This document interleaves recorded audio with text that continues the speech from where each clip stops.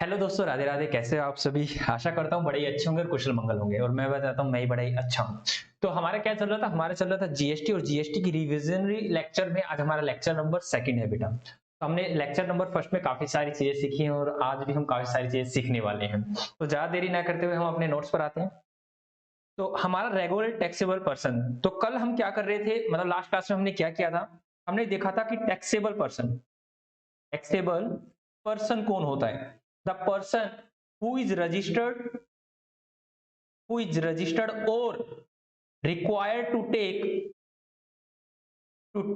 Registration, that is यहां पर voluntary वाले और नीचे सर मैंडेटरी वाले। मैंने कहा कि टैक्सेबल पर्सन कितने प्रकार के होते हैं सर? दो प्रकार के होते हैं।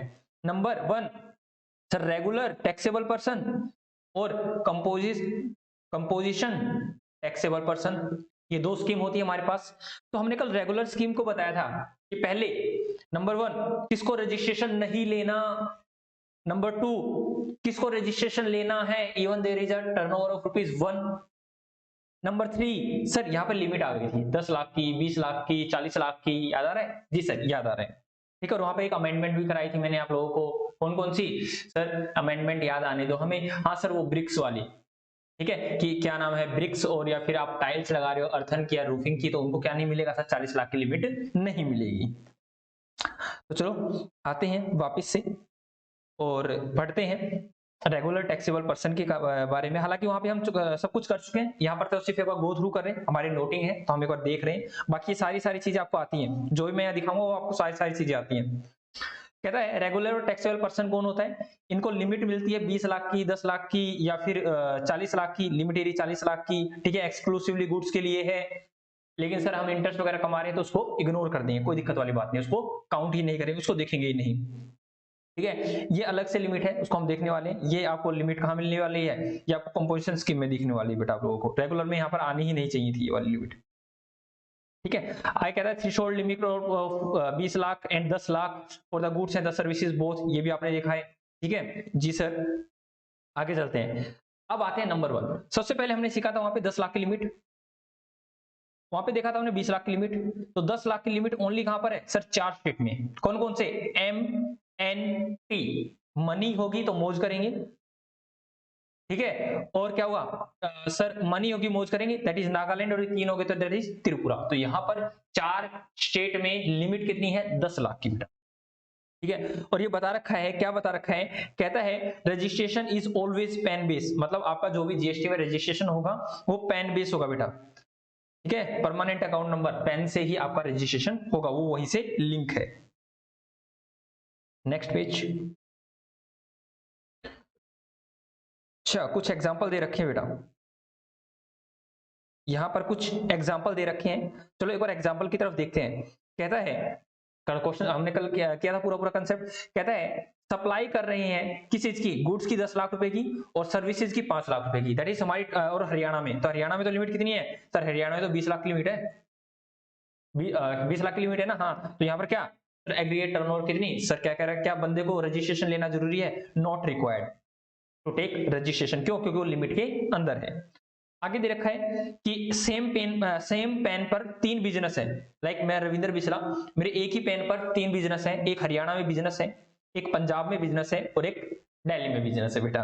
क्या रखा है वहां पर? इंट्रा गुड्स कर रहा हूं 2 लाख, 3 लाख, 4 लाख, मतलब हरियाणा में रहकर हरियाणा में से, और पंजाब में रहकर पंजाब में कर रहा हूं, इंट्रा कर रहा हूं। इंट्रा सप्लाई ऑफ सर्विस, ये सारी सारी चीजें। क्या रखा है? 7 एग्रीगेट टर्नओवर निकालेंगे।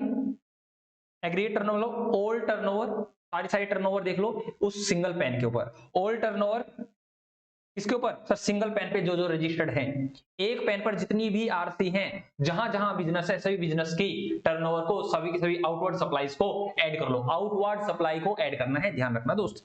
तो 7 और 5 12 और 5 17, तो 17 है। और हम कहां पर हैं बेटा? हरियाणा में भी 20 लाख की है, यहां पर भी 20 लाख की, और दिल्ली में भी 20 लाख की है। तो 10 लाख वाला है नहीं, तो हमें रजिस्ट्रेशन लेने की जरूरत नहीं है। आगे चलते हैं। कहता है इंट्रा सप्लाई कर रहे हैं गुड्स 2 लाख, 3 लाख और 4 lakh. Intra supply of service कर रहे हैं, सबका टोटल करो। 7 और 5 12 और 5 17, 17 है बेटा। ठीक है, तो 17 हो गया। क्या हमें रजिस्ट्रेशन लेना है सर? देखो मणिपुर, सर बीच में देखिए तो MNT सर मनी होगी तो मौज करेंगे, तो मणिपुर में तो लिमिट ही 10 लाख की है, तो क्या आपने अपनी थ्रेशोल्ड लिमिट को क्रॉस कर दिया? Yes sir. तो हमें क्या लेना पड़ेगा? रजिस्ट्रेशन लेना पड़ेगा। ठीक है, हमें हर जगह रजिस्ट्रेशन लेना होगा क्योंकmək हम क्रॉस कर रहे हैं। एक छोटा सा क्वेश्चन का और जवाब देना, एक एग्जांपल मैं पूछता हूं आप लोगों से। मैंने कहा भाई इंटर सप्लाई कर रहे हैं टैक्सेबल गुड्स की, ठीक है, ये हरियाणा है मेरा, हरियाणा से पंजाब 10 लाख। बताओ क्या मुझे रजिस्ट्रेशन लेना पड़ेगा या नहीं लेना पड़ेगा? सर देखो, आपने इंटर कर दिया प्लस गुड्स कर दिया प्लस टैक्सेबल कर दिया, 1 रुपया भी करते ना सर तो भी हम कह देते कि रजिस्ट्रेशन लेना होगा। ये तो आप 10 लाख पे खेल रहे हो, तो यहाँ पर तो देखना नहीं है, तो मैंडेटरी रजिस्ट्रेशन है, याद आ रहा है? जी सर, यहाँ मैंडेटरी रजिस्ट्रेशन है। आगे चलते हैं, आगे फिर छोटे छोटे क्वेश्चन है, आप लोग उनको करते रहना। एक चीज और देख लो, हालांकि वहां पर भी ये मैंने आपको बताया था, बड़े अच्छे से बताया था, और यहाँ पर भी वो चीजें अच्छे से शानदार तरीके से लिखी हुई है। कहता है if a person supply exclusively, that is only and only exempted supply, then he is not required to take registration। मतलब मान लो लिमिट जो है बेटा, लिमिट क्रॉस कर रही है आपकी 10 लाख या 20 लाख एज अ केस में भी, या फिर 40 लाख को क्रॉस हो रहा है, लेकिन तो आपको रजिस्ट्रेशन लेना पड़ेगा। यस सर, हर स्टेट में रजिस्ट्रेशन लेना पड़ेगा जहां जहां से मैं सप्लाई कर रहा हूं, लेकिन क्या रखा, वहां लेना पड़ेगा जहां से आप टैक्सेबल सप्लाई कर रहे हो, दैट इज एग्जेम्प्टेड सप्लाई जहां भी कर रहे हो। मैंने कहा हरियाणा, पंजाब और राजस्थान, यहाँ पे 20 लाख, यहाँ भी 20 लाख, यहाँ भी 20 लाख, बट यहाँ पर ओनली मैं पेट्रोल सेल कर रहा हूँ, मेरे को रजिस्ट्रेशन तो लेना पड़ेगा। यस सर, यहां भी लूंगा, लेकिन यहां आपको लेने की कोई जरूरत नहीं है क्योंकि आप टैक्सेबल सप्लाई नहीं कर रहे हो, पेट्रोल सेल कर रहे हो। ये टर्नओवर में तो आएगा, लेकिन यहां मत लो ना, पेट्रोल बेच रहे हो भाई साहब, किस तरह का रजिस्ट्रेशन लेना, तो कोई दिक्कत वाली बात नहीं, यहाँ रजिस्ट्रेशन लो, यहाँ पर रजिस्ट्रेशन मत लो आप, ठीक है। बट एग्रीगेट टर्नओवर को काउंट करने के लिए ये भी आएगा, ये भी आएगा, ये भी आएगा, ऑल आउटवर्ड सप्लाईज, ठीक है, एग्रीगेट टर्नओवर का पार्ट होती है। तो ये क्वेश्चन है, ये क्वेश्चन हमने कर रखे हैं, और अभी हमने क्वेश्चन ये हैं, तो हम आगे कंसेप्ट पे चलते हैं। नंबर सबसे इंपॉर्टेंट सर, ये वहां पे भी हमने पढ़ा था मैंडेटरी रजिस्ट्रेशन, ठीक है, क्या पढ़ा था सर? मैंडेटरी रजिस्ट्रेशन मतलब अगर आपकी टर्नओवर 1 रुपए की भी है तो आपको रजिस्ट्रेशन लेना ही लेना होगा मेरे दोस्त। तो कह रखा है इंटर सप्लाई कर रहे हो, गुड्स की कर रहे हो, ठीक है, और यहां पर लिखा हुआ नहीं है सर, लिख भी दो सर, टैक्सेबल कर रहे हो, ठीक है, इंटर सप्लाई कर रहे हो, गुड्स ही कर रहे हो, टैक्सेबल कर रहे हो, अदर देन, इनके अलावा हैंडीक्राफ्ट गुड्स बता रखा था, वहां पे भी कल भी बताया था कि हैंडीक्राफ्ट गुड्स को आपको अलाउ है, वहां पे लिमिट मिल जाएगी आपको 10 लाख की और 20 लाख की। और सर्विसेज के केस में कोई दिक्कत वाली बात नहीं, आप सर्विस भी कर सकते हो, इंट्रा करो या इंटर को, कोई दिक्कत वाली बात नहीं है, ये एक्सेप्शनल केस है बेटा। आप कैजुअल टैक्सेबल पर्सन हो, इवन आप 1 रुपए की सप्लाई कर रहे हो तो आपको रजिस्ट्रेशन लेना पड़ेगा, इनपुट आईएसडी को लेना पड़ेगा, नॉन रेजिडेंट टैक्सेबल पर्सन को लेना पड़ेगा, उबर ओला को लेना पड़ेगा, दूसरा वो टीडीएस एंड टीसीएस कलेक्टर, उनको सबको लेना पड़ेगा, वो सारी लिस्ट वहां पर मैंने लिखवा रखी थी। ई कॉमर्स ऑपरेटर है तो लेना पड़ेगा। क्या रखा है, limit of 20 lakh public 10 lakh allow if a person supply inter in the following. कहता है इंटर सप्लाई कर रहे हो ना बेटा, इंटर सप्लाई कर रहे हो तो ये 2 कंडीशन है जहां पर आपको अलाउ कर दिया जाएगा, कोई दिक्कत वाली बात नहीं है। Number 1 handicraft goods, number 2 supply of services. Sir ये तो हमें बताया कल भी बेटा, हमने लोगों ने की थी, ठीक है, एक बार सिर्फ गो थ्रू कर रहे हैं, ठीक है। ऐसे ने एक बार छोटा सा एग्जांपल दे रखा है, देखो पढ़ देते हैं। कहता पंजाब में कर रहे हैं 2 लाख की सर्विस इंटर, ठीक है, और इंट्रा कर रहे हैं 3 लाख की, तो क्या जीएसटी रजिस्ट्रेशन लेना है? नहीं बेटा, सर्विस अलावा है, गुड्स नहीं करना, तो नहीं ले सकते, मतलब जीएसटी रजिस्ट्रेशन लेना जरूरी नहीं है। हैंडीक्राफ्ट गुड्स कर रहे हैं, नहीं लेना सर, हैंडीक्राफ्ट गुड्स को परमिटेड है। आगे अदर गुड्स कर रहे हैं 5 लाख की, इंटर सप्लाई कर दिया, और वो टैक्सेबल भी है, टैक्सेबल भी है, इंटर भी है और गुड्स भी है, रजिस्ट्रेशन लेना पड़ेगा, ठीक है, लेना पड़ेगा भाई, लेना पड़ेगा, जीएसटी रजिस्ट्रेशन आपको लेना पड़ेगा।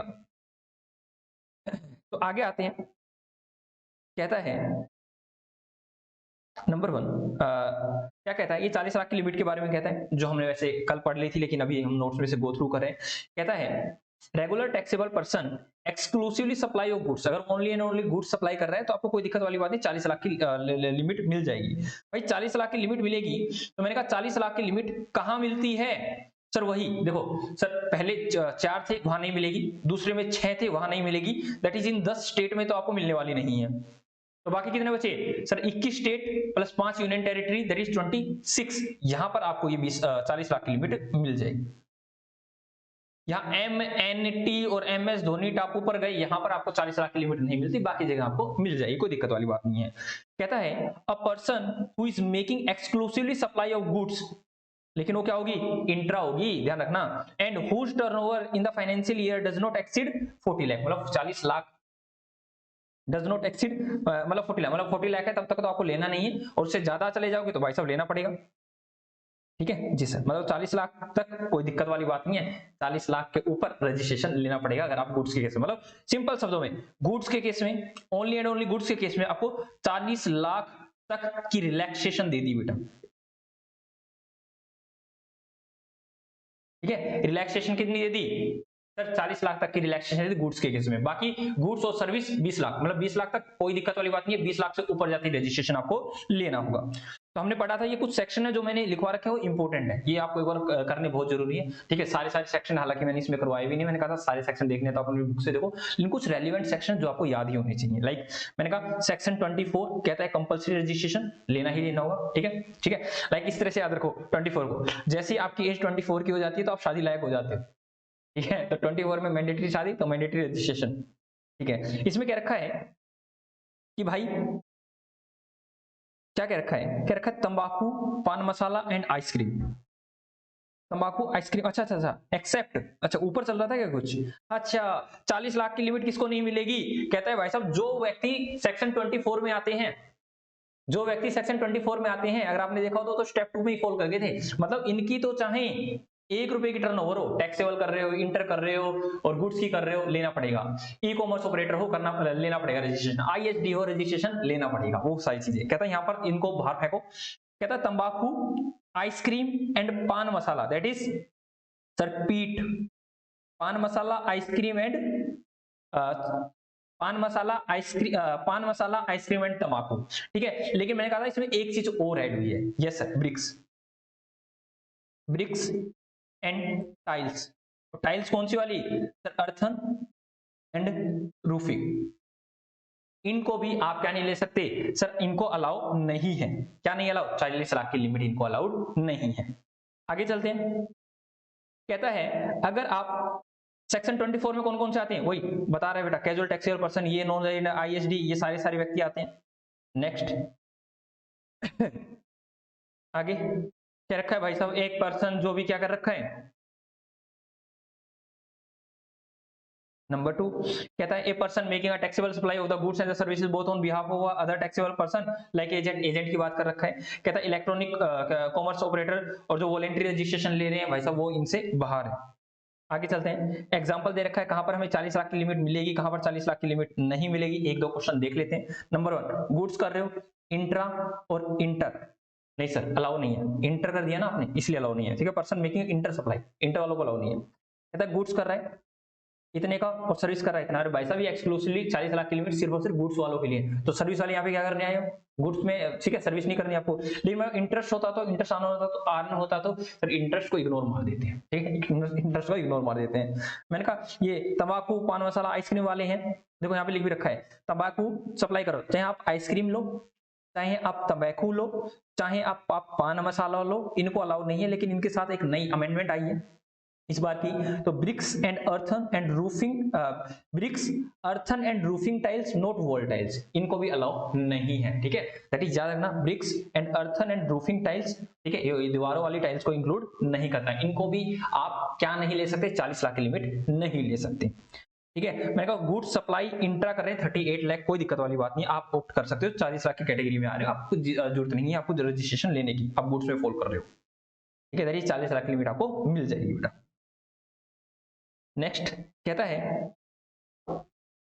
कहता है ओ माई गॉड, कहता है ओ माई गॉड, ठीक है, बोला हम वंचित हैं, बोला हम वंचित हैं, बोला किससे, 40 लाख से। 40 लाख से कौन कौन वंचित है बताना सर, वो MNT वाले 4 स्टेट प्लस MS धोनी टापू पर गए वो 6, तो दैट इज ये 10 स्टेट को 40 लाख की लिमिट नहीं मिलने वाली। याद करना MNT sir, Manipur, Mizoram, Nagaland and Tripura. ठीक है, MS धोनी टापू पर गए, M फॉर मेघालय, ठीक है, S for Sikkim, MS Dhoni, Dhoni तो कनेक्टेड था। टापू T4 तेलंगाना। आगे ए फॉर मतलब ए फॉर आसाम आएगा या फिर अरुणाचल प्रदेश आएगा? सर देखो आसाम नहीं आएगा क्योंकि MS धोनी को चाय पसंद नहीं है, तो यहाँ पे अरुणाचल प्रदेश। टापू P4 पुंडुचेरी, पुंडुचेरी। टापू P you UK United kingdom नहीं सर, उत्तराखंड। तो देखो 1 2 3 4 5 6 7 8 9 10 देख लो भाई साहब, वही है सारे सारे 10 के 10। ठीक है, अरुणाचल प्रदेश, मणिपुर, मिजोरम, मेघालय, मिजोरम, नागालैंड, पुडुचेरी, सिक्किम, तेलंगाना, त्रिपुरा एंड उत्तराखंड। ठीक है, यस सर, ये तो हमें याद है सर। आगे चलते हैं, मतलब इन यहाँ पर अगर आप हो और यहाँ पर आप सप्लाई कर रहे हो, यहाँ हो आप, यहाँ पे रह के सप्लाई कर रहे हो, तो क्या 40 लाख का मजा ले पाओगे? नहीं सर, 40 लाख का मजा यहाँ पर हम नहीं ले पाएंगे। तो हमें क्या करना पड़ेगा सर, हम यहाँ पर तो सिर्फ 10 लाख या 20 लाख एज द केस में भी वही हम बेनिफिट उठा सकते हैं। ठीक से कुछ ठीक ठाक है जी सर, एक मिनट।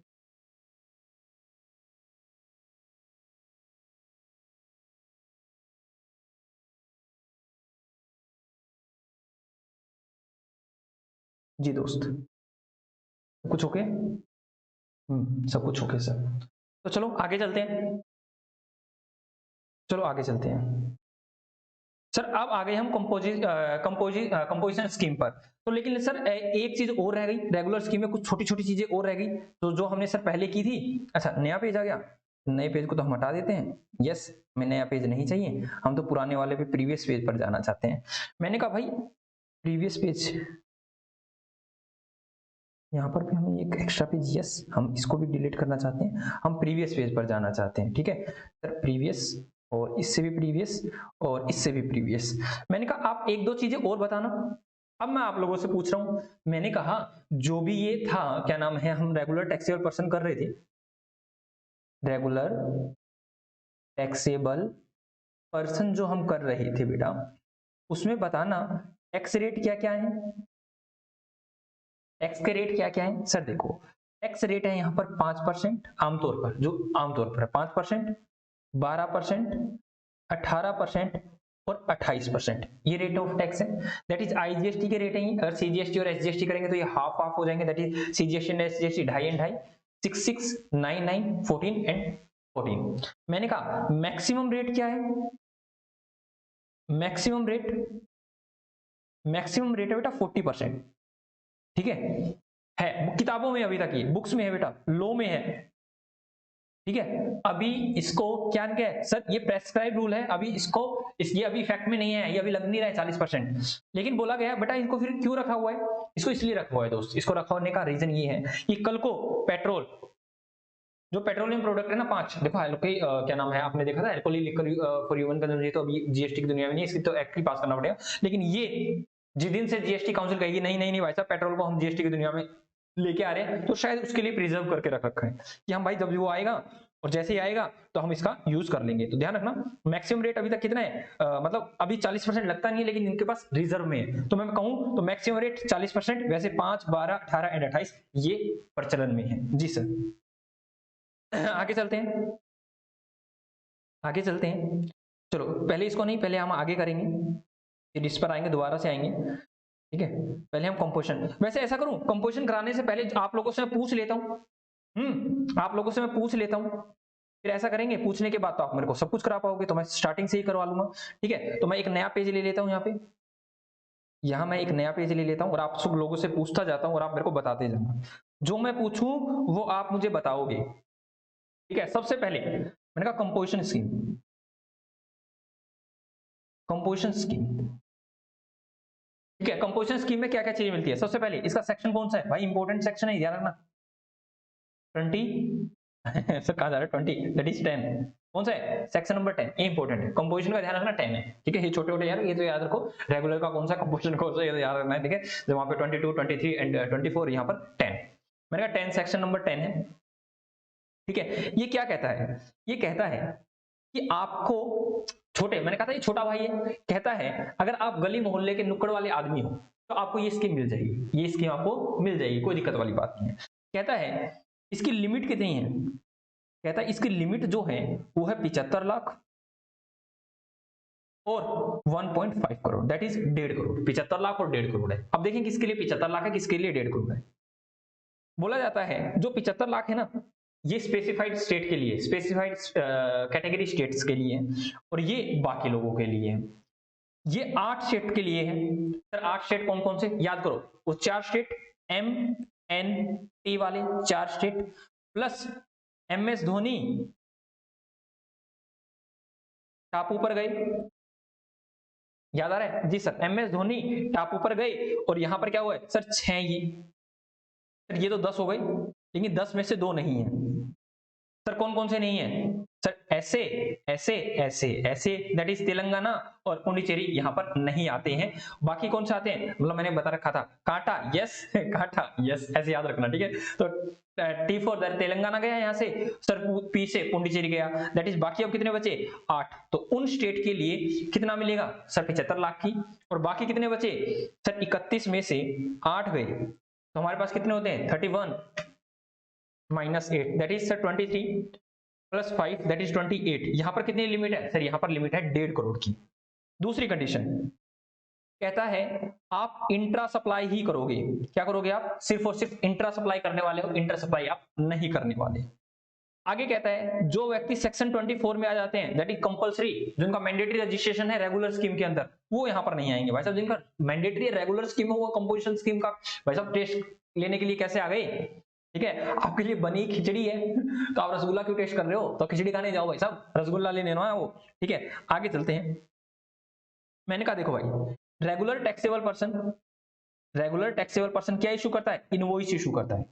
क्या इशू करता है सर, इनवॉइस, एक ऐसा बिल जिसके अंदर GST है, और इसको क्या मिल जाती है सर, इसको ITC भी बकायदा मिल जाती है। ध्यान आया नहीं आया जी सर, रेगुलर टैक्सेबल पर्सन को तो ITC मिल जाती है, लेकिन कंपोजिट टैक्सेबल पर्सन वो आदमी है, वो आदमी है जो ना खाएगा ना खाने देगा। क्या, सिंपल समझो, सबसे पहले क्या देगा सर, ये इनवॉइस नहीं, ये बिल ऑफ सप्लाई देगा। बिल ऑफ सप्लाई का मतलब है इसमें GST का अमाउंट मेंशन नहीं होगा। दूसरी कंडीशन, क्या अगर आपके पास बिल ऑफ सप्लाई है, अगर आपके पास सिंपल समझो बिल ऑफ सप्लाई है, तो क्या आप ITC ले सकते हो, नहीं सर हम ITC नहीं ले सकते, ठीक है। तो ये जिसके हाथ में बिल जाएगा वो ITC लेने का हकदारी नहीं है।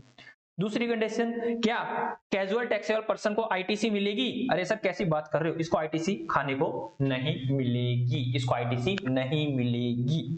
आगे चलो दोस्त, मैंने कहा इसको ITC भी नहीं मिलनी, ये बिल ऑफ सप्लाई देगा। सेक्शन 10 है, लिमिट 10 75 लाख और 1.5 करोड़ है। मैंने कहा दूसरा, ये सिर्फ और सिर्फ गुड्स के लिए है, जो ये मैंने बताई ना 75 लाख या फिर 1.5 करोड़, ये गुड्स के लिए। लेकिन बोला गया हाँ हल्की बल्कि आप सर्विस दे सकते हो, हल्की बल्कि हल्की सर्विस अलाउड। बेटा वो हल्की सर्विसेज कौन सी है, बोला गया है 5 लाख और 10% of turnover with in a state oblique UT, मतलब जिस यूटी में हो उस यूटी की टोटल टर्नओवर का 10% या 5 lakh whichever is higher, इतना अलाउड है, बाकी आपको अलाउड नहीं किया जाएगा। दूसरी बात बोला गया अगर आप कंपोजिट टैक्सेबल पर्सन हो, तो इसमें बोला है भाई साहब गुड्स, तो बोला गया अगर कोई इंटरेस्ट वगैरह अर्न कर रहे हो ना, इंटरेस्ट वगैरह, तो इसको हम इग्नोर मारेंगे, इग्नोर मारेंगे। दैट इज ना तो ये टर्नओवर का पार्ट बनेगा और ना ही हम ये मानेंगे कि आपने कोई सर्विस से पैसा कमाया है।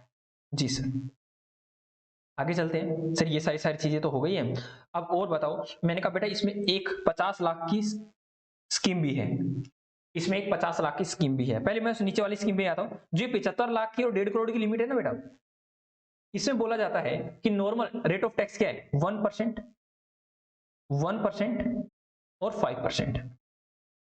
1% मैन्युफैक्चरर आदमी के लिए, 1% ट्रेडर आदमी के लिए, 5% रेस्टोरेंट वालों के लिए। ये रेस्टोरेंट वाली सर्विस वाली ही ऐसे आदमी है जिनको मिल रही है, बाकी अदर सर्विस प्रोवाइडर को नहीं। ध्यान रखना, ओनली रेस्टोरेंट वाले हैं जो 1.5 करोड़ और 75 लाख की लिमिट का फायदा उठा सकते हैं, बाकी और नहीं है, तो इनका रेट ऑफ टैक्स बढ़ा दिया। तो अब ये 1%, 5%, तो सर ये बिल में चार्ज कर सकते हैं नहीं ना, मैंने मना किया था ना, ये खुद की पॉकेट से देंगे, ठीक है, खुद की पॉकेट से देंगे, और रेगुलर क्लास में बता रखा है कहां पॉकेट से देते हैं ये, ठीक है। तो मैंने कहा ये मैन्युफैक्चरर 1% किसका, ऑल सप्लाईज, ठीक है, ऑल सप्लाई, सारी सारी सप्लाई का। ये ट्रेडर आदमी ध्यान रखना, ये सिर्फ और सिर्फ टैक्सेबल सप्लाई का देगा, किसका देगा, टैक्सेबल सप्लाई का, मतलब ऑल में एग्जेम्प्टेड भी आ जाएंगी और कौन सी टैक्सेबल भी आ जाएंगी, ठीक है, और जीरो रेटेड भी, मतलब सारी आ जाएंगी। यहाँ पर टैक्सेबल और मतलब यहाँ पे एग्जेम्प्टेड और टैक्सेबल दोनों, यहाँ पर ओनली टैक्सेबल। और सर 5% में बेटा ऑल सप्लाईज की बात करते हैं। मैंने कहा अगर आप एक मैन्युफैक्चरर आदमी हो, हरियाणा में रहकर आप सेल परचेज कर रहे हो, 1% आपके पास टैक्स लग रहा है, तो 1% में कितने फाड़ होंगे सर? 2 फाड़ होंगे। किसके पास सर? एक तो हरियाणा गवर्नमेंट के पास जाएगा, दैट इज SGST, और एक CGST।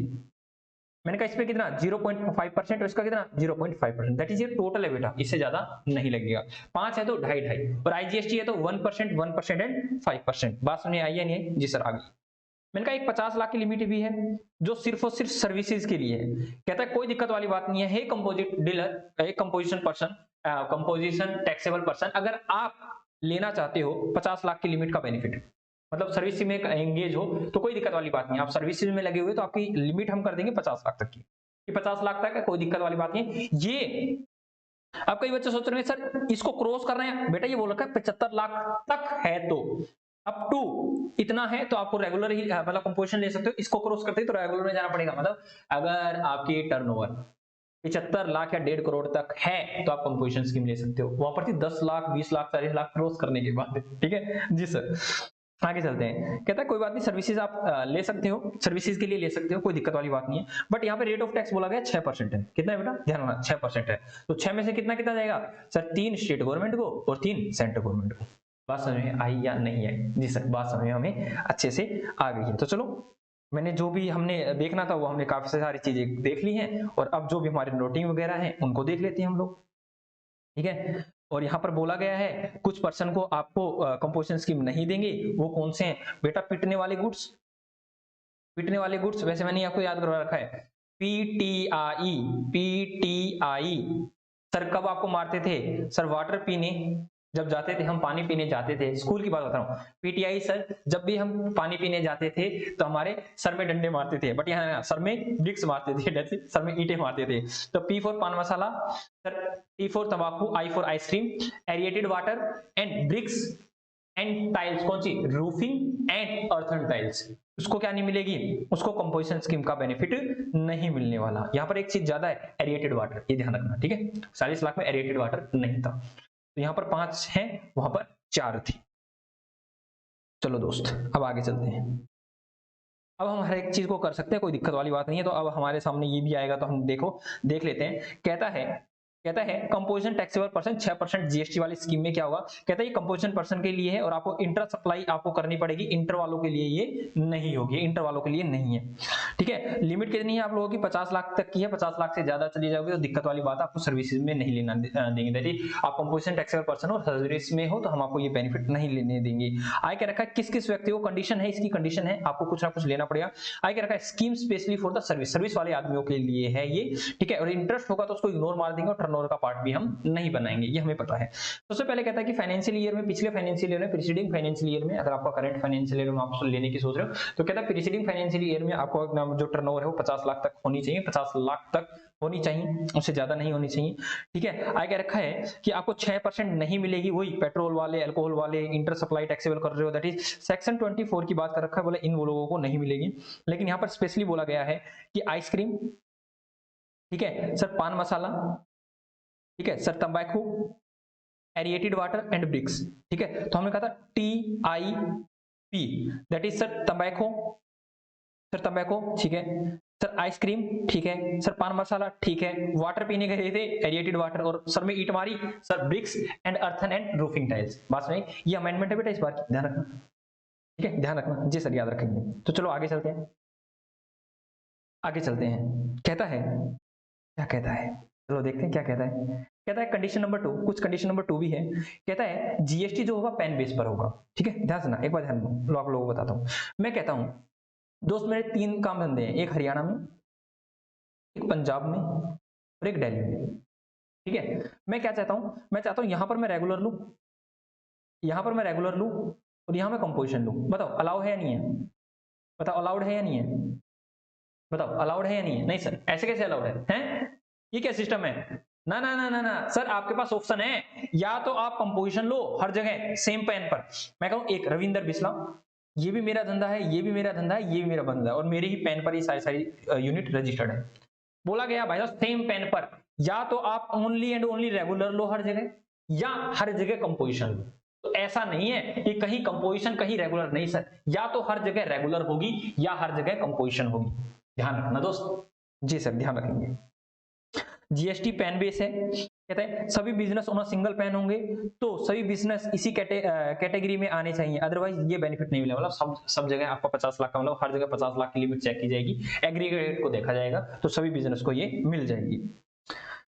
क्या कहता है, आईटीसी नहीं मिलेगी, ओ माय गॉड, और ये टैक्स भी आईटीसी नहीं मिलेगी और ना ही आप टैक्स कलेक्ट कर सकते हैं। मतलब ना तो मैं आईटीसी लूंगा, ना ही मैं आगे सप्लायर को जो मैं दूंगा, तो भाई साहब सिंपल सी बात है, आगे तो मैं बिल ऑफ सप्लाई देने वाला हूँ, उसमें तो टैक्स ही नहीं है, टैक्स कहां से सप्लायर से कलेक्ट, मतलब कस्टमर से कलेक्ट करने वाला हूँ, कहीं कर ही नहीं कर सकता।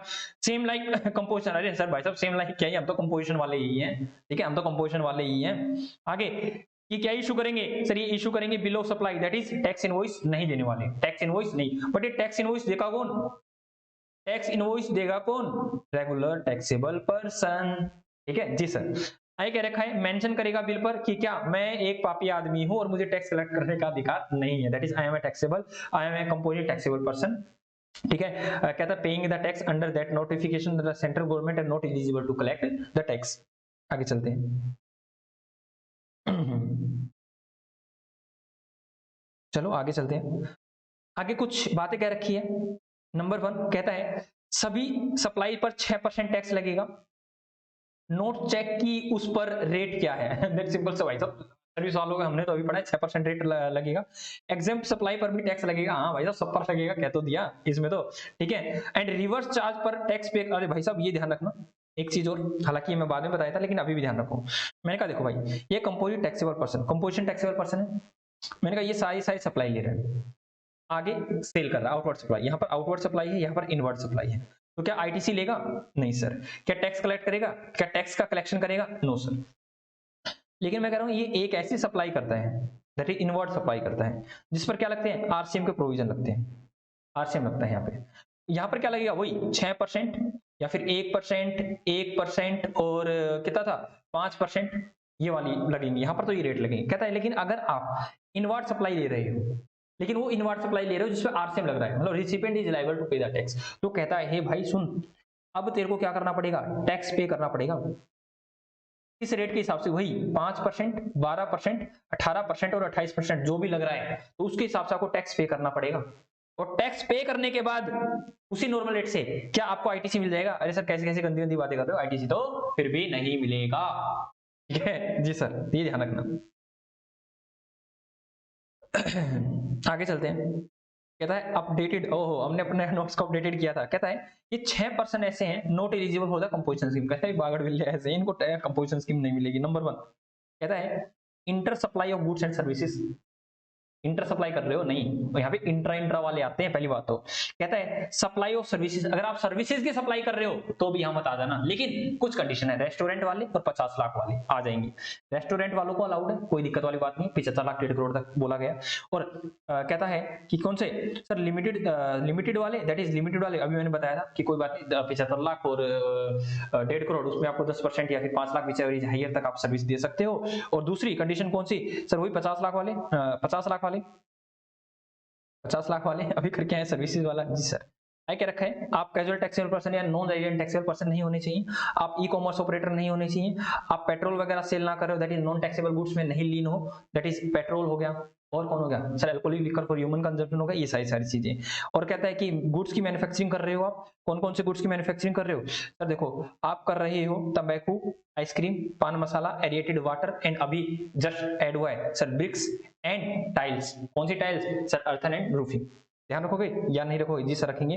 फॉर कंपोजिशन स्कीम क्या रखा है, कंपोजिशन स्कीम के लिए इंटरेस्ट को हम कंप्लीटली इग्नोर मारेंगे, उसको हम देखेंगे नहीं, और कंपोजिशन स्कीम सारी सारी, ठीक है, जो 5% वाली हो, 6% वाली हो, 1% वाली हो, ये हो, ये तो रेट ऑफ टैक्स है सर। नेक्स्ट आगे कहता है जो अभी मैंने अभी पढ़ा है ना, उसके अलावा कुछ भी नहीं है, अब आप देखते रहना। कहता है जो ये कंपोजिशन टैक्सेबल पर्सन है, कंपोजिशन टैक्सेबल पर्सन लिमिट कितनी होगी, 1.5 करोड़, और रेट ऑफ टैक्स हो रहा है 1.5 करोड़ या 75 लाख सर।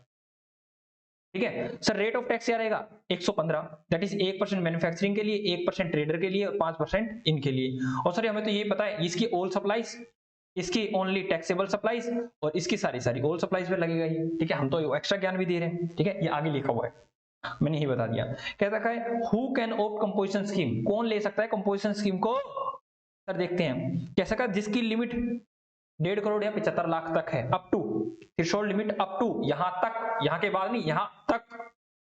एक क्वेश्चन बताओ, मैं 1.5 करोड़ 75 लाख को क्रॉस कर जाते हैं तो तब कहां जाएंगे, कंपोजिशन तो ले नहीं सकते। अरे सर बड़ा भाई जिंदाबाद रेगुलर टैक्सेबल पर्सन बन जाएंगे हम। हाँ वेरी गुड। क्या रखा है, manufacture other than ice cream, pan मसाला, तंबाकू, एरेटेड वाटर, और अभी वो ब्रिक्स वाला याद है, ब्रिक्स, हाँ sir bricks and the tiles. कहता है only allow intra supply, intra supply ही आपको करनी है। आप कहता है कौन नहीं होने चाहिए सर, आप ई कॉमर्स ऑपरेटर नहीं होने चाहिए। ठीक है वही बात, वही सेक्शन 24 की बात करेगा बेटा। आईटीसी वगैरह आपको नहीं मिलेगी। ठीक है उन 24 वालों को तो ये वैसे भी नहीं मिलनी है स्कीम। आगे चलते हैं। कहता है नंबर 1 रेट ऑफ टैक्स ये बता दिया, आप लिखोगे कि हम कंपोजिशन टैक्सेबल पर्सन है। ठीक है हर साइन बोर्ड पर सारी चीजों पर लिखोगे। आप इशू करोगे बिल ऑफ सप्लाई, आप टैक्स इनवॉइस नहीं दे सकते। आगे आप क्या करोगे सर, इंटीमेट करोगे गवर्नमेंट को एट द बिगिनिंग कि हम कंपोजिशन स्कीम ले रहे हैं, सारी सारी चीजें बता रखी है। दूसरा सिंपल शब्दों में सेक्शन 24 वाले नॉट अलाउड और कंपोजिशन स्कीम, हालांकि अभी हम पढ़ के भी आए हैं। कहता है इसका एडवांटेज क्या है, कंपोजिशन स्कीम का एडवांटेज क्या है, रिड्यूस कॉस्ट। सर कॉस्ट कैसे रिड्यूस कर रहा है भाई साहब, कंपोजिशन स्कीम में आपको मंथली रिटर्न फाइल करनी नहीं होती, आपको क्वार्टरली रिटर्न का बेनिफिट दिया जाता है।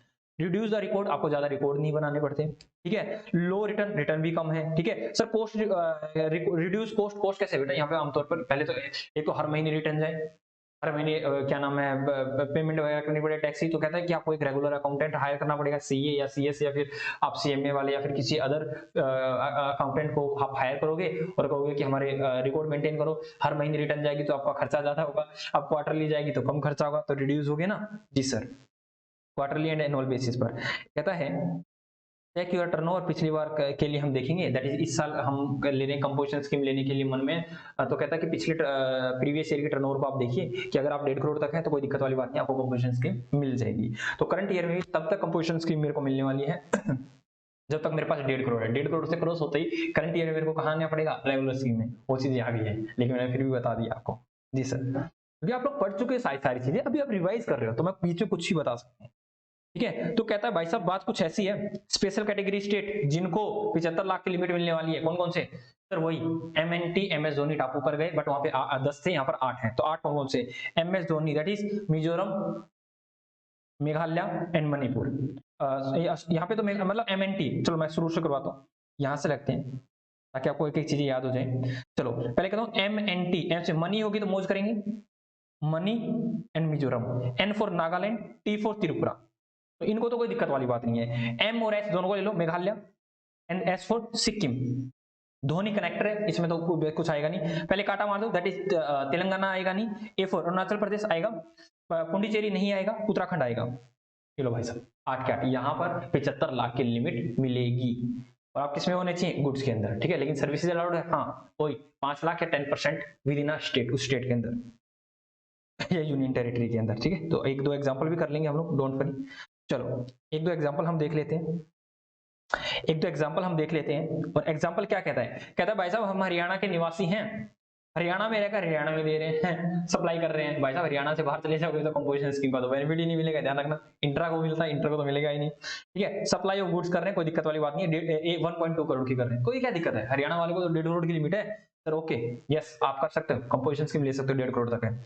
आगे रखा है भाई साहब हरियाणा में है हमारा रेस्टोरेंट, आए हाय रेस्टोरेंट वाले सर्विस प्रोवाइडर अलाउड है, यस सर रेस्टोरेंट वालों को ये अलाउड है, कोई दिक्कत वाली बात नहीं है। इनको ये 10 लाख इनको नहीं देखा जाएगा 5 लाख तक की या फिर 10% टर्नओवर विद इन स्टेट और यूनियन टेरिटरी, उनको लिए नहीं है ये सारी चीजें। कहता है भाई साहब तुम नॉर्मल हो, 75 करोड़ मतलब 75 लाख या 1.5 करोड़ लिमिट लो, कोई दिक्कत वाली बात नहीं है। हरियाणा का आदमी 1.5 करोड़ मिलने वाला है, भिवानी में 9 लाख की कर रहा है, हिसार में, बेटा ये सारे सारे हरियाणा में है, ये भी हरियाणा में है, ये भी हरियाणा में है और ये भी हरियाणा में है। डिस्ट्रिक्ट की बात कर रही है। ठीक है कहता 9 30 39 और 50 दैट इज 9 एंड 89 और 29 एंड 109। तो 109 है, कर सकते हो जी सर, आपको अलाउड है, कोई दिक्कत वाली बात नहीं है।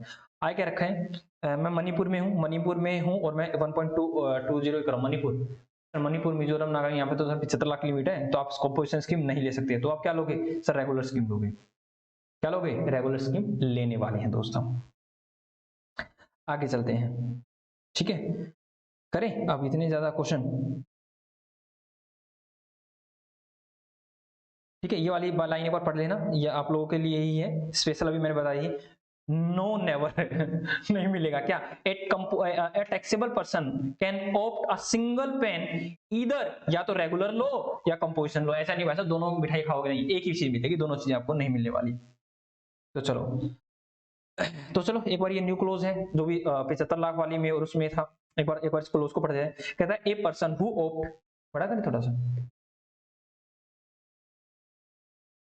ठीक है जी सर। कहता है a person who opt to pay tax under the composition scheme may supply of services of value not exceeding 10% of a turnover in the previous financial year in a state or union territory, और 5 lakh. Simple शब्दों का रखा भाई साहब, जो आप union territory है और जो स्टेट है उसकी टोटल टर्नओवर का, उस स्टेट की पर्टिकुलर स्पेसिफाइड स्टेट की या यूनियन टेरिटरी की 10% ऑफ टर्नओवर ले लो या 5 लाख ले लो, जो भी हायर वहां तक की आप सर्विस दे सकते हो, ठीक है, विच एवर इज हायर। कहता है ये कौन ले सकता है, वही 75 लाख और 150 लाख वाले आदमी। और मतलब यहाँ पे क्या रखा है, अरे नोट एग्रीगेट टर्नओवर, देखता हूँ एक बार एग्जांपल कराता हूँ, मैं आपको बताता हूँ एग्जांपल में समझो। तो क्या रखा है, एग्जांपल दे रखा है दोस्त।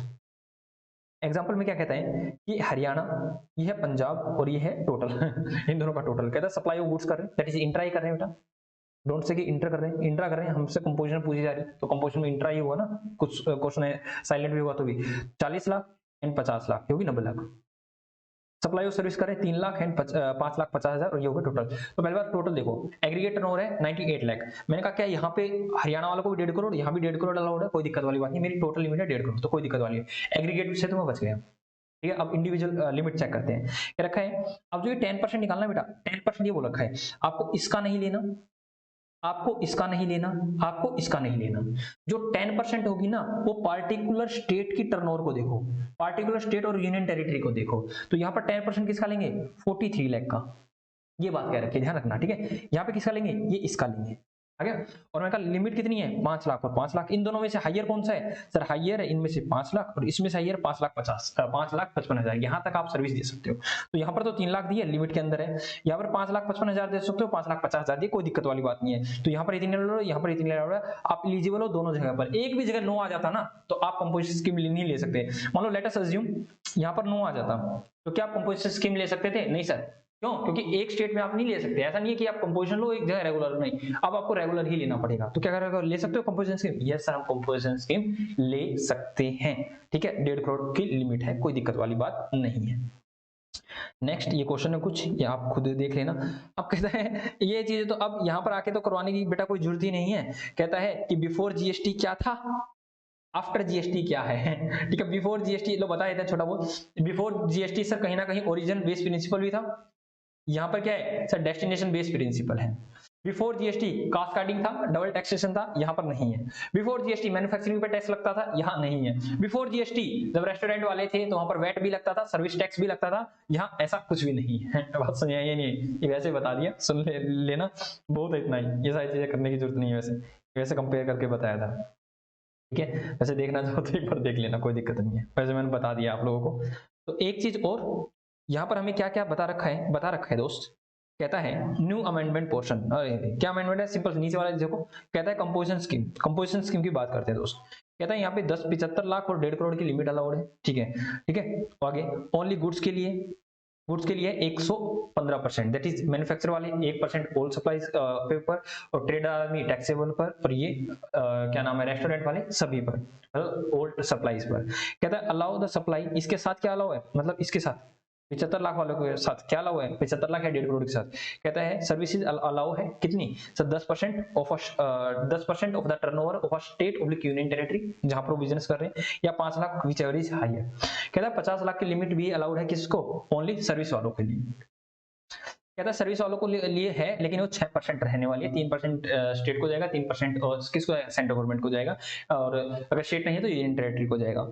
Allow the supply of service up to 75 lakh, only service वालों के लिए है, ठीक है, किसके लिए वाले है सर? ओनली सर्विस वालों के लिए। लेकिन सर्विस साथ कुछ गुड्स भी दे रहे, कोई दिक्कत वाली बात नहीं, 50 लाख तक आप दे दो, कोई इशू नहीं है। ठीक है, अगर आप सर्विस के साथ गुड्स दे रहे तो गुड्स के लिए तो स्पेशल है ना। ओके सर, नेक्स्ट आगे कहता है जीएसटी के फायदे क्या क्या है। चलो भाई एक बार जीएसटी के फायदे देख लेते हैं। नंबर 1 जीएसटी के फायदे हैं दैट कंज्यूमर को बेनिफिट हुआ, ये हमने दिखाया था, कंज्यूमर को बेनिफिट हमने एक एग्जांपल लेके दिखाया था कि जीएसटी के आने से टैक्स कम हुआ है। यहाँ पर कोई कास्केडिंग नहीं है, ठीक है, दैट इज टैक्स के ऊपर टैक्स नहीं लग रहा है, डबल टैक्सेशन नहीं है। जैसे पहले रेस्टोरेंट पर क्या लगता था, सर्विस टैक्स भी लगता था और वैट भी लगता था, यहाँ पे ऐसा कुछ नहीं है, या फिर है तो बिल्कुल बहुत नॉमिनल है। ठीक है, इंक्रीज इन द ट्रांसपेरेंसी, सब कुछ ऑनलाइन हो रहा है बेटा।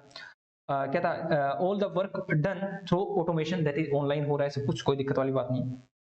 कॉमर्स स्ट्रीम का फायदा हो रहा है, CA CS and CMA, CS वाले फायदा उठा रहे हैं, सीए वाले फायदा उठा रहे हैं, सीएमए वाले फायदा उठा रहे हैं। ठीक है, क्यों? हमारे लिए क्या हुआ सर, एक नया टैक्स आया है, हम उसके अंदर अपनी प्रैक्टिस कर सकते हैं, हमारे लिए सब कुछ नया है, आराम से करने वाले हैं। Increase in the clientele area, आप हरियाणा में रह के आप दिल्ली को सर्व कर सकते हो, आप दिल्ली में रह के आप जम्मू कश्मीर को सर्व कर सकते हो। वन नेशन वन टैक्स, वो वाली बात बोलता है, वन नेशन वन टैक्स की बात बोलता है। नेक्स्ट आगे कहता है कास्केडिंग का मतलब क्या होता है, कास्केडिंग का मतलब क्या होता है? कास्केडिंग का मतलब होता है, कहता है कास्केडिंग का मतलब होता है, कैस्केडिंग का मतलब होता है it is apply on every stage in the supply chain. क्या कर रखा है, सिंपल शब्दों में बोल रखा है, पहले हम मैन्युफैक्चरिंग करते थे तो मैन्युफैक्चरिंग पे सेंट्रल एक्साइज ड्यूटी लग जाती थी, अब उसको ऐड करने के बाद उस टैक्स के साथ दोनों को ऐड करेंगे तो कितना हो जाएगा सर, 1 लाख और 10,000, 1,10,000। तो कहता था अब इसके ऊपर वैट लगता था, ठीक है, टैक्स के ऊपर टैक्स लगता था, ये होता है कैस्केडिंग इफेक्ट। नेक्स्ट कहता है डबल टैक्सेशन, डबल टैक्सेशन क्या होता था, बताया था पहले क्या होता था सर, पहले प्री जीएसटी, पहले सर्विस मतलब मान लो रेस्टोरेंट में जाते थे था आप, तो रेस्टोरेंट में आपके ऊपर सर्विस टैक्स भी लगता था और वैट भी लगता था। ठीक है, तो कहता है भाई साहब चीज एक ले रहे हैं और टैक्स 2 लगा रहे हो, कहते हैं भाई साहब वेटर की सर्विस भी ले रहे हो और खाना भी खा रहे हो, खाना हमारा गुड्स है तो वैट दो, और सर्विस लेने आए तो सर्विस टैक्स भी दो। लेकिन पोस्ट जीएसटी में ऐसा कुछ नहीं है। आगे चलते हैं, एवरीथिंग इज ओके जी सर, सब कुछ ओके। आप देखते हो सर, यहाँ क्या देख रहे हैं, यहाँ पे लैपटॉप है, मैं देख पा रहा हूँ कि आप लोगों को मैं कैसे देख रहा हूँ, सब कुछ ओके है या नहीं है, मतलब ठीक है, किसी तरह की कोई इंटरप्शन तो नहीं है। आगे कहता है जीएसटी पोर्टल की बात करता है, किसकी बात करता है बेटा, जीएसटी पोर्टल की बात करता है। ट्रांसपेरेंसी बहुत ज्यादा है जीएसटी पोर्टल में, कितने लेजर सर, 3 हैं, कौन कौन से, ई क्रेडिट लेजर, ई कैश लेजर, ई लायबिलिटी रजिस्टर या लेजर, आप कुछ भी बोलो बेटा। ठीक है, रिटर्न कौन सी जाएंगी, सारी ऑनलाइन जाएंगी, और साइट कौन सी है, www.gst.gov.in। ठीक है जी सर, मैंने कहा ई क्रेडिट लेजर, ये एक तरह से आपकी एसेट होती है, दैट इज आईटीसी होती है बेटा, यहाँ पर सारी सारी। ई कैश लेजर, यहाँ पे आपका बैलेंस होता है, लाइक बैंक में बैलेंस होता है, पेटीएम में वॉलेट में पैसा होता है, वो सारी सारी चीजें वही होती है यहाँ पे। E liability register, that is output tax liability होती है आपकी यहाँ पे। ठीक है जी सर, तो आप क्या करते हो सर, आउटपुट टैक्स लायबिलिटी को पेमेंट करने के लिए, ठीक है, आईटीसी का यूज क्या करते हैं, आईटीसी का यूज क्या पेनल्टी के लिए यूज कर सकते हैं या किसी और चीज के लिए यूज कर सकते नहीं, ITC is only and only use for, इसके लिए for the purpose of output tax liability. ठीक है, और आपकी आईटीसी ज्यादा है तो आप रिफंड क्लेम कर लो, कोई दिक्कत वाली बात नहीं है। ठीक है, तो इसमें से हम आईटीसी लेस करेंगे और अभी भी कुछ बच जाएगा तो उसको हम क्या करेंगे, कैश के थ्रू पे कर देंगे। ठीक है, ई कैश लेजर में हम अपना बैलेंस ऐड करेंगे, बैंकिंग के थ्रू, नेट बैंकिंग के थ्रू ऐड करेंगे और पेमेंट कर देंगे, और 10,000 तक की तो आप काउंटर पार्टी पे भी मतलब बैंक में जाकर आप पेमेंट कर सकते हो, चलान निकलवा लेना अपना। आगे कहता है ई क्रेडिट लेजर, अभी बता दिए हमारी एसेट होती है, ई कैश लेजर ये भी हमारी एसेट होती है क्योंकि हमारा खुद का पैसा है, यहाँ पे आईटीसी होती है, और ये ई लायबिलिटी रजिस्टर मतलब ये हमारी लायबिलिटी होती है। ठीक है, that is outward tax liability होती है सारी सारी। ठीक है जी सर, आगे चलते हैं। अब कहता है डेबिट नोट, अभी डेबिट नोट क्या होता है मेरे दोस्त, ठीक है, डेबिट नोट क्या होता है, डेबिट नोट, और एक होता है क्रेडिट नोट। ध्यान सुनना, दोनों को एक साथ ही करा देता हूं मैं। देखो डेबिट नोट क्या होता है, डेबिट नोट का मतलब होता है इन सिंपल मैनर, आपकी वैल्यू ऑफ सप्लाई थी 1 लाख की, आपने क्या कर दिया, गलती से 90,000 कर दिया, मतलब कम कर दिया सिंपल शब्दों में। रेट ऑफ टैक्स क्या लगना था, 18 लगना था, बट आपने कम लगा दिया, 12% लगा दिया, तो ये कंडीशन है, मतलब आपने क्या किया, इनवॉइस को, आपने टैक्स इनवॉइस को क्या किया सर, अंडरकास्ट कर दिया, कम कर दिया, वो किसी भी रीजन से हो सकता है। यहां पर क्या होता है कि आपने टैक्स इनवॉइस को किसी भी कारणवश ओवरकास्ट कर दिया, बस नहीं, ठीक है, ये बिल्कुल इसका रिवर्स है, ये इसका रिवर्स है। ठीक है, तो यहां से क्या होगी सर, इससे क्या होने वाला है, डेबिट नोट से। सर जब डेबिट नोट हम देते हैं, ठीक है, तो डेबिट नोट देंगे तो सप्लायर की क्या हो जाएगी, सप्लायर की आउटपुट टैक्स लायबिलिटी बढ़ जाएगी, और रिसिपिएंट को क्या मिल जाएगा, रिसिपिएंट को आईटीसी मिल जाएगा। क्या दिक्कत है? ठीक है, यहाँ पर मैंने 90,000 का दे दिया था, 90,000 इंटू 18 दे दिया, लेकिन मेरे को तो 10,000 पे अब 18 और लेना है, तो 18 मैं रिसिपिएंट से लूंगा। ठीक है, मतलब रिसिपिएंट जो भी था, मैं सप्लायर था और रिसिपिएंट था, तो अब मैं लूंगा और 10,000 पे टैक्स लूंगा, तो वो तो गवर्नमेंट को दूंगा, मेरे लिए तो लायबिलिटी होगी, लेकिन उसको तो आईटीसी मिल जाएगी ना, रिसिपिएंट आदमी को। जी सर। क्रेडिट नोट में क्या होने वाला है बेटा, क्रेडिट नोट में उल्टा होने वाला है। उल्टा क्या, देखो भाई साहब, इनवॉइस जो है, टैक्स इनवॉइस जो मैंने बढ़ा दिया था, तो अब क्या होगा मतलब मेरी लायबिलिटी भी मैंने ज्यादा दे दी, तो सप्लायर की तो क्या हो जाएगी, आउटपुट टैक्स लायबिलिटी गिर जाएगी, और रिसिपिएंट की क्या गिर जाएगी, रिसिपिएंट की यहाँ पर आईटीसी गिर जाएगी बेटा। बस मैं ही नहीं, क्योंकि मैं बिल को कम कर रहा हूँ ना, मैंने कहा कि मैंने ज्यादा का बिल काट दिया था, कम करूंगा, तो कम करूंगा तो टैक्स कम होगा, टैक्स कम होगा तो सप्लायर आदमी की तो टैक्स, आउटपुट टैक्स लायबिलिटी कम होगी, और रिसिपिएंट ने जो अर्लियर आईटीसी ले रखी थी वो आईटीसी आप अपनी रिवर्स कर दो, आईटीसी को कम कर दो। जी सर। चलो दोस्त अब देखते हैं, कहता है शायद कुछ छूट गया, कमी रहेगी ना, या तो आपने 1 लाख का था उससे कम कर दिया, या रेट था रेट कम लगा दिया। कहता है issue by a taxable person who supply the goods and the services oblique both. कहता है कब, व्हेन इशू किया जाएगा बेटा, कहता है a tax invoice has been issued and the taxable value for tax charge is found to be a less than the taxable value for tax payable। मतलब या तो वैल्यू को आपने कम कर दिया या फिर टैक्स रेट को आपने कम कर दिया।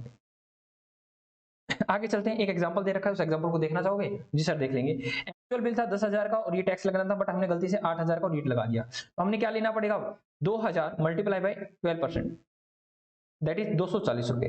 तो 240 से सप्लायर की क्या हो जाएगी, आउटपुट टैक्स लायबिलिटी बढ़ जाएगी, और रिसिपिएंट आदमी क्या हो जाएगी सर, आईटीसी, आईटीसी उसकी भी आईटीसी बढ़ जाएगी, हम उसे टैक्स लेंगे। तो बात समझ आई नहीं? जी सर।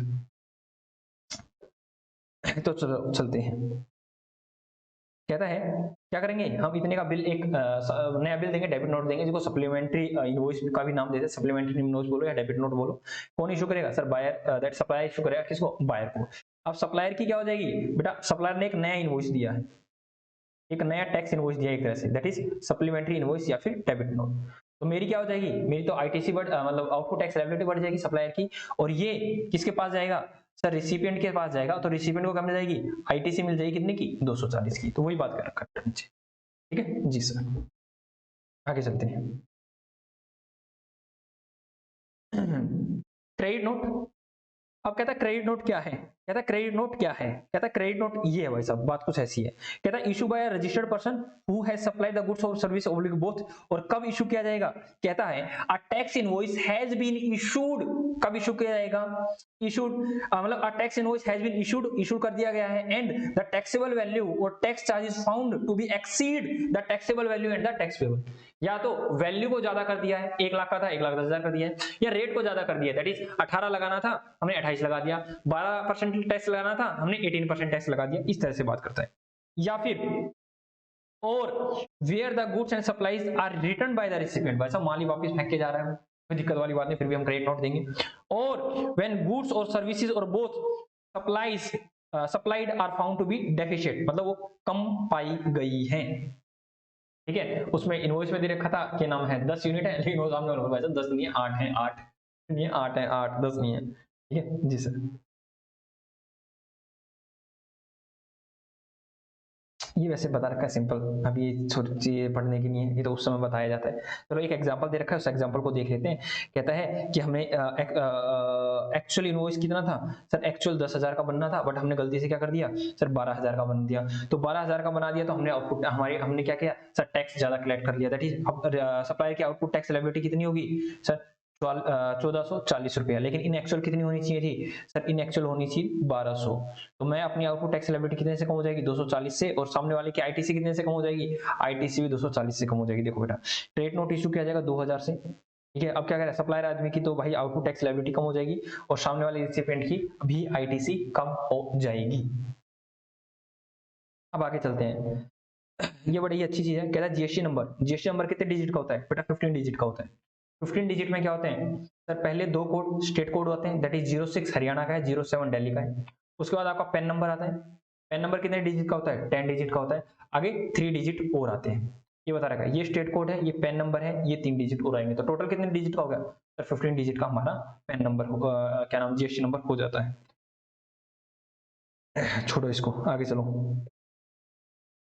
कहता है सीरियल नंबर, ठीक है, एक बार देख लो, एक बार देख लो सीरियल नंबर में क्या क्या चीजें हैं। कहता है जो भी हमारा सीरियल नंबर होता है, सीरियल नंबर किसी होता है टैक्स इनवॉइस के ऊपर, मतलब क्या बिल का नंबर कौन सा है, सिंपल 1 है, 2 है, 3 है, जैसे इशू करते जाएंगे टैक्स इनवॉइस नंबर चेंज होता है। जैसे हमारा पेज नंबर ये 62 है, दिख रहा है आप लोगों को, दिख रहा है क्या? जी सर, ये 62 है, नीचे 60 62 63 64 इस तरह से पेज होता है। ऐसे ही बिल का नंबर होता है, bill number 1, bill number 2, bill number 3, जैसे इशू करते जाओगे बिल की नंबरिंग आगे आगे बढ़ती रहती है। कहता है सेक्शन 46 कहता है टैक्स इनवॉइस, ठीक है, इसका सेक्शन याद करना मत, याद करना नहीं है इतना जरूरी, ठीक है। कहता है टैक्स इनवॉइस, कहता है मैक्सिमम 16 डिजिट का हो सकता है, ठीक है। टैक्स इनवॉइस में क्या नाम है, सीरियल नंबर कितने हो सकते हैं? मैक्सिमम 16 डिजिट तक के ही सीरियल नंबर हो सकते हैं, मैक्सिमम टू मैक्सिमम 16 डिजिट हो सकते हैं। कुछ भी लगाओ बेटा आप, A B C D ETC dollar वगैरह कुछ भी लगाओ, आपकी मर्जी है। अगर फाइनेंशियल ईयर चेंज हो जाए देन ओल्ड सीरियल, सिंपल समझो, मेरा आया था 20-21, अब मेरा 21-22 स्टार्ट हो रहा है, तो मेरा जो वहां पर मान लो मेरा था ABCD 2009-98 यहां से खत्म हुआ, तो क्या मैं यहां से 999 से स्टार्ट कर सकता हूँ कंटिन्यू? हाँ कर सकते हो। और दूसरा चेंज करना चाहूँ, चेंज कर सकता हूँ अगले साल से? हाँ वो भी कर सकते हो। तो क्या कर सकता है, ओल्ड सीरीज को भी कंटिन्यू कर सकते हो और न्यू सीरीज से भी आप कोई ना कोई अलग से आप क्या कर सकते हो सर, सीरियल नंबर स्टार्ट कर सकते हो अगले फाइनेंशियल ईयर से, ठीक है। सेक्शन 49 कहता है bill of supply same as section मतलब बिल ऑफ सप्लाई में भी वही बात करता है कि आप 16 डिजिट तक ही आपका मैक्सिमम क्या हो सकता है, सीरियल नंबर हो सकता है, ठीक है। कहता है सीरीज कैसे स्टार्ट कर सकते हो, 001 अलाउ है, ABCD1 अलाउड है, कुछ भी लिखो यार, आपको ऐसे ऐसे लिखे, फाइनेंशियल 19-20 अलाउड है, ये नोट अलाउड, क्यों नहीं अलाउड भाई साहब? देखना कहता है more than 16 digit, 1 2 3 4 5 6 7 8 9 10 11 12 13 14 15 16 17 note allowed, 17 वालों को नोट अलाउड, मैक्सिमम 16 हो सकता है, ठीक है। आगे कहता है लास्ट इनवॉइस, ये वही बात करता है, लास्ट को कंटिन्यू करना चाहते हो या फिर आप नया रखना चाहते हो कर सकते हो, कोई दिक्कत वाली बात नहीं है। आगे चलते हैं। अरे भाई साहब, आरसीएम एंड एनसीएम, दोस्त एक बार आरसीएम और एनसीएम को समझो। आरसीएम और एनसीएम होता क्या है, ये सप्लायर आदमी, ये रिसिपेंट आदमी, ठीक है। यहां से मैंने इसको सेल किया 1 लाख का, 1 लाख की मैंने क्या की, सप्लाई करी बेटा। यहाँ पर जीएसटी आएगा 18%, एज्यूम कर रहा हूँ 18% हुआ 18,000 रुपए, क्या हुआ 18,000 रुपए।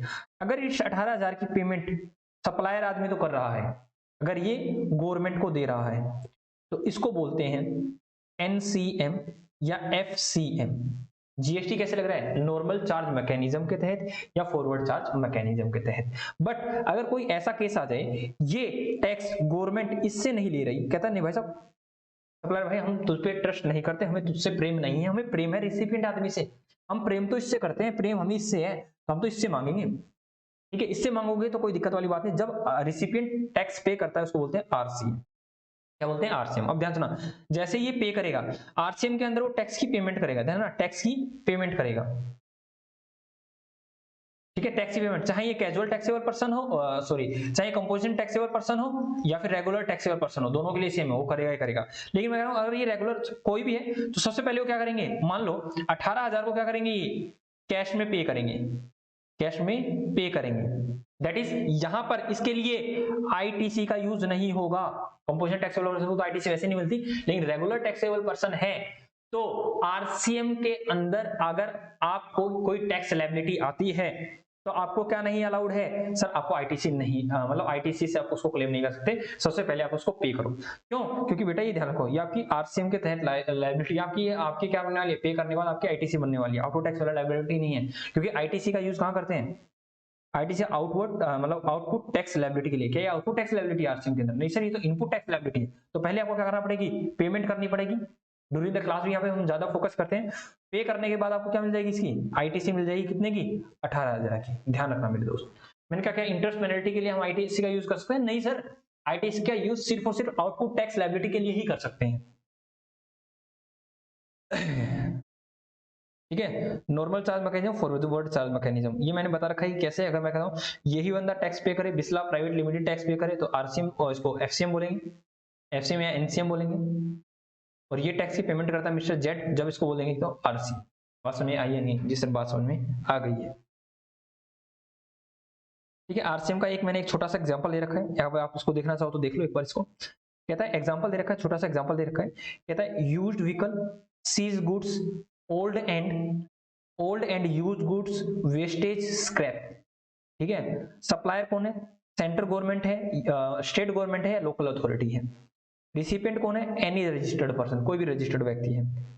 ये गवर्नमेंट डिपार्टमेंट है, ये कोई रजिस्टर्ड व्यक्ति है। हमने इसको सेल किया, सेल गुड्स वगैरह को हमने सीज किया हुआ, कोई बाइक बाइक वगैरह आया हुआ था, उसके बाद पेपर वगैरह नहीं दिया, कुछ और हरकत कर रहा था, हमने उसके गुड्स को सीज कर दिया। और सीज करने के बाद हम क्या कर रहे हैं? क्या कर रहे हैं सीज करने के बाद? क्या बेच रहे हैं? और गवर्नमेंट डिपार्टमेंट बेच रहा है, किसको बेच रहा है? एक रजिस्टर्ड व्यक्ति को। कोई बोला कोई बात नहीं भाई साहब, अब यहाँ पे हम क्या लेंगे आपसे? हम आपसे आरसीएम के तहत लेंगे, हम आपसे आरसीएम के तहत में आप पे कर दो। लेकिन कहता नहीं नहीं भाई साहब, सामने वाला आरसीएम वाला आदमी नहीं है, अगर अनरजिस्टर्ड आदमी है तो क्या करना वाला है? कहता है अगर अनरजिस्टर्ड आदमी है, in case of the government department pay the tax under the NCM. मतलब अगर सामने वाला क्या है?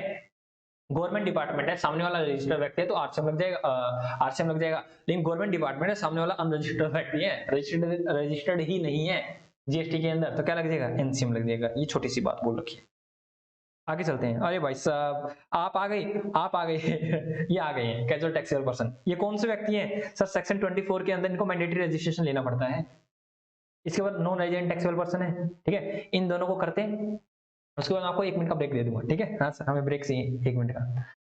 मैंने कहा casual taxable person, casual taxable person या फिर नॉन रेजिडेंट टैक्सेबल पर्सन, दोनों को एक साथ निपटाते हैं। कहता है, बोला भाई साहब ये होते कौन से हैं? बोला भाई साहब ये लोग जो होते हैं ना, ये सामान उठाने वाले लोग होते हैं।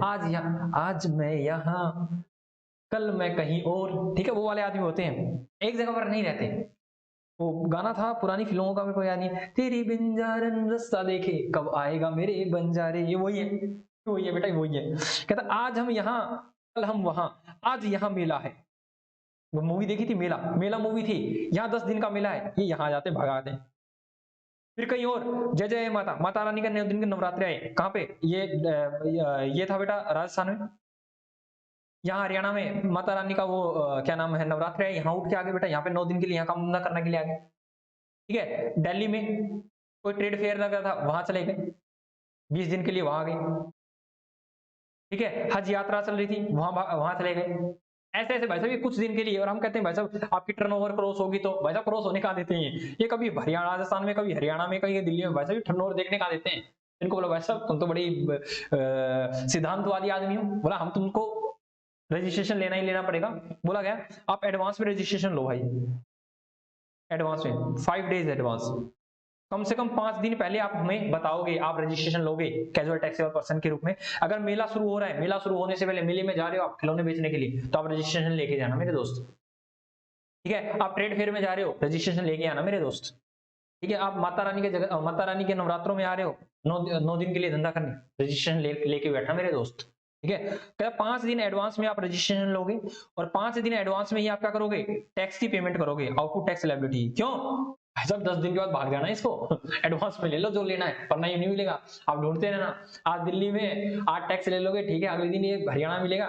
ठीक है, हरियाणा में खट्टर साहब बैठे हुए हैं, वो कहेंगे नहीं नहीं भाई साहब हमारा जैनुन आदमी ये नहीं करता ऐसे ऐसे काम, और खट्टर वाली भी एडवांस में, वरना कहीं फिर आगे कहीं और चला जाएगा तो फिर उसको दिक्कत हो जाएगी। तो इनसे बोल रहा था भाई तुम एडवांस में ही तो रजिस्ट्रेशन लो, अदरवाइज आपको पता होगा कि 30 डेज में रजिस्ट्रेशन लेना पड़ता है। अगर आपको रजिस्ट्रेशन की लिमिट क्रॉस हो जाती है तो क्रॉस होने के 30 दिन के अंदर आपको एप्लीकेशन डालनी पड़ती है, हाँ भाई हम लेने वाले हैं। लेकिन यहाँ कहता है नहीं नहीं, आपको 30 दिन नहीं मिलेंगे, आपको ये 30 दिन नहीं मिलेंगे, आपको 5 दिन एडवांस में रजिस्ट्रेशन लेना पड़ेगा, और 5 दिन एडवांस में आउटपुट टैक्स लायबिलिटी देनी पड़ेगी। सर ये आउटपुट टैक्स लायबिलिटी कैसे देगा? एस्टिमेशन बेसिस पे कि मेरी इतनी सेल हो जाएगी उस हिसाब से। ठीक है सर, वो आउटपुट टैक्स लायबिलिटी को क्रॉस कर जाता है तो बाद में सेल करके बढ़ जाती है, तो फिर दोबारा से एडवांस में देगा। ठीक है जी सर, मैंने कहा भाई इनका जो भी आरसी जो वैलिड होती है, आरसी मतलब रजिस्ट्रेशन सर्टिफिकेट 90 दिन के लिए, 3 महीने के लिए, और इनको मैक्सिमम एक्सटेंशन भी मिल सकता है 90 दिन के लिए, that is maximum to maximum 180 दिन के लिए ही इनकी आरसी वैलिड होती है। आमतौर पर 90 दिन के लिए, एक जगह जा रहे राजस्थान में जा रहे तो 90 दिन के लिए वैलिड, 90 भाई 3 महीने से ज्यादा आप ऐसा नहीं होता। लेकिन फिर भी मान लो 3 महीने से ज्यादा अगर कोई मेला वगैरह चल रहा है तो आपको एक्सटेंशन दी जा सकती है 90 दिन की, तो मैक्स टू मैक्स ये 180 हो सकते हैं, दैट इज नॉर्मल 90, एक्सटेंशन के बाद नेक्स्ट एक्सटेंशन भी 90, और ये दोनों के दोनों अभी मैं जो भी चीज करा रहा हूँ उन दोनों के लिए सेम है, कैजुअल टैक्सेबल पर्सन के लिए भी, रेजिडेंट टैक्सेबल पर्सन के लिए भी। सर फिर इनमें फर्क क्या है? ये हमारे देश का है, हमारे देश का, दैट इज ये एक इंडियन है। ये कौन है सर? ये फॉरेनर है, ठीक है, ये विदेशी आदमी है। फर्क सिर्फ इसमें इतना है, देश का आदमी देशी आदमी कैजुअल टैक्सेबल पर्सन, विदेश का आदमी विदेशी आदमी नॉन रेजिडेंट टैक्सेबल पर्सन। अब ध्यान सुनना, एक चीज और ध्यान देखना बेटा, मैंने कहा जो कैजुअल टैक्सेबल पर्सन है इसको आईटीसी वगैरह दे दी जाएगी बेटा, इसको आईटीसी वगैरह प्रोवाइड की जाएगी, कोई दिक्कत वाली बात नहीं, क्योंकि डोमेस्टिक ही करेगा सब कुछ, डोमेस्टिक पर आपको आईटीसी दे दी जाएगी। लेकिन भाई नॉन रेजिडेंट टैक्सेबल पर्सन कौन है? मैंने कहा देखो भाई, नॉन रेजिडेंट टैक्सेबल पर्सन जो भी हमारा होगा, नॉन रेजिडेंट टैक्सेबल पर्सन जो भी होगा उसको सारी सारी चीजें, अभी तक सारी चीजें, लेकिन बोला है आपको आईटीसी। अब मैं कह रहा हूं तू भाई, तू विदेश से आएगा, तू विदेश से आएगा, विदेश की धरती से इंडिया आएगा, तो यूएसए से इंडिया आएगा, यूएसए से इंडिया आएगा। जब तू यूएसए से इंडिया आएगा तो कुछ माल इंपोर्ट करके लाएगा, और इंपोर्ट करके लाएगा तो तू टैक्स पे करके आएगा, जीएसटी पे करेगा। बोला हम तेरे को इसका आईटीसी दे देंगे, इसका आईटीसी हम तेरे को दे देंगे, लेकिन अगर हे व्यक्ति, हे प्यारे मोहन, अगर तूने डोमेस्टिकली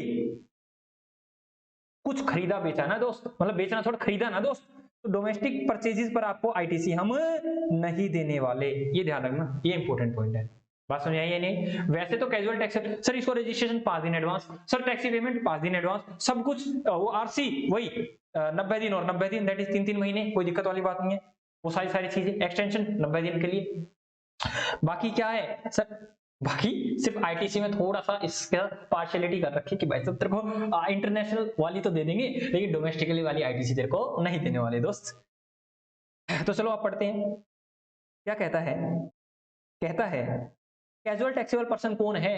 ये आदमी कौन है? कहता है a person who occasionally undertake, occasionally का मतलब कभी कभी, जब मन, मतलब कभी कभी, मतलब माता रानी का मेला भरा हुआ है, 9 दिन का मेला माता रानी का, तो वहां पे नवरात्रों के समय में जाके मैं वहां पे सेल परचेज करने जा रहा हूँ, ठीक है। राजस्थान में भाई साहब वो कौन सा था, रंगीलो मारो ढोल लेना ढोल, वहां पे भाई साहब वो ढोल बजाने जा रहा है, वहां पे सेल कर रहे हैं, तो वैसा कोई दिक्कत वाली बात नहीं, ओकेशनली जा रहे, कोई दिक्कत वाली बात नहीं, आप जाओ, लेकिन आरसी वैलिड रहेगी 3 महीने के लिए, और एक्सटेंशन भी दे देंगे, कितने के लिए? 3 महीने के लिए, उससे ज्यादा नहीं देंगे दोस्त। occasionally undertake the transaction of the supply of the goods or services oblique both, ये सब कर्मकांड कर रहे हो आप, and having no fixed place of business in that state or union territory, मतलब एक पक्के जगह पर आप बैठे हुए नहीं हो, आप तो घूम रहे हो, घुमंतु हो आप, घुमंतु, ठीक है, ये लिखा हुआ आप घुमंतु हो, घुमंतु। कहता है महत्वपूर्ण बात है, casual taxable person of mandatory registration, भाई साहब तुमको तो लिमिट मिलनी नहीं है, ठीक है। नॉर्मली सप्लायर हैज खुद 30 दिन का समय मिलता है, लेकिन इसको 30 दिन का भी नहीं मिलता, इसको 5 दिन एडवांस में ही रजिस्ट्रेशन लेना पड़ता है, 5 दिन एडवांस में टैक्स की पेमेंट करनी पड़ती है एस्टिमेशन बेसिस के ऊपर। Normally tax is paid in subsequent month, ये बात कर रखी है, 5 दिन पहले ही देगा।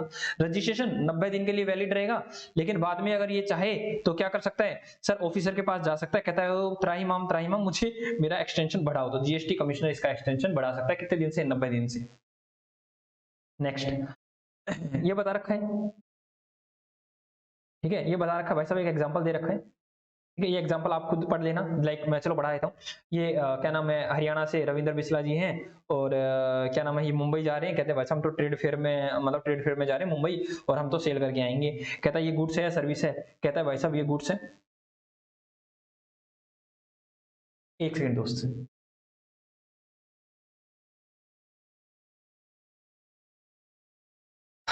हम ऐसा करते हैं, आज हम यहीं तक करते हैं, आज हम यहीं तक करते हैं, थोड़ा सा इंटरप्शन आ रहा है क्लास के अंदर, तो टाटा बाय बाय, राधे राधे, राधे रानी कृपा हमसे यूं ही बनी रहे। इन्हीं मनोकामनाओं के साथ हम जाते हैं, हम आगे कंटिन्यू करते हैं बाद में, अभी कुछ इंटरप्शन आ गया क्लास के अंदर।